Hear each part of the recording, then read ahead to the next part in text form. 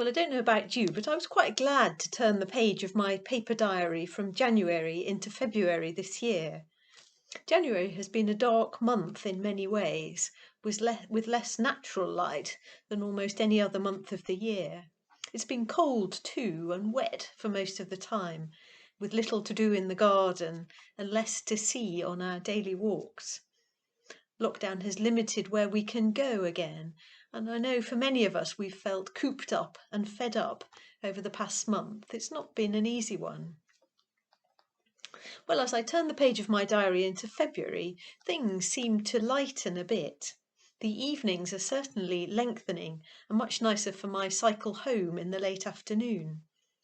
Spring is moving closer with the occasional unexpected scent of a shrub coming at you by surprise. The birds are starting to sing again, and somehow things are starting to feel more hopeful. Vaccines are being rolled out at an extraordinary speed, and there's a sense that we may be on the home straight now in terms of coming out of lockdown. And February, of course, has other things for us to look forward to as well. There's Valentine's Day on Sunday week, Shrove Tuesday a couple of days later, and then the beginning of Lent. And although it may seem rather strange, I always look forward to Lent. For me, it's a special season, a time set apart to live a bit differently, to stand back a little and take stock, and most of all, to reflect again on the great mystery of the death and resurrection of Jesus. Well, this year, in preparation for Lent and Holy Week, I've been rereading this book by Cardinal Basil Hume. It's called The Mystery of the Cross. Basil Hume, there he is, you may know, was Cardinal Archbishop of Westminster from 1976 to 99. He was also a monk and former abbot of Amplethorpe Abbey. And he was regularly named as one of the UK's most popular religious figures. Well, what I like about this book, The Mystery of the Cross, is that it faces up to the challenge posed by pain and suffering in the world around us. I think suffering can seem meaningless, hopeless, and a challenge to the very concept of a loving and merciful God. But this book is honest about sin and failure and evil and pain.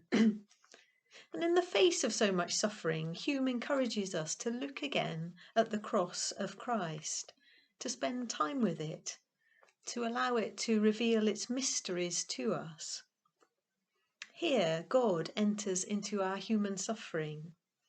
Of his own free choice, he enters into our world, stands in our shoes, feels our pain, and in some extraordinary way takes upon himself the sin of the whole world. It's a mystery. We'll never fully understand it. We may hardly understand it at all.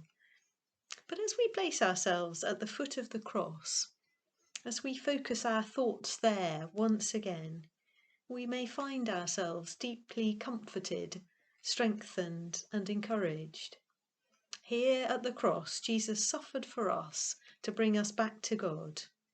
Here and here alone, we find ourselves ransomed, healed, restored, and forgiven.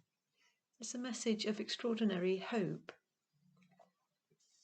So, as we begin this month of February together, as we look ahead to Shrove Tuesday, to Lent, and then to Easter, let's make time to focus our thoughts again on the great mystery of the cross.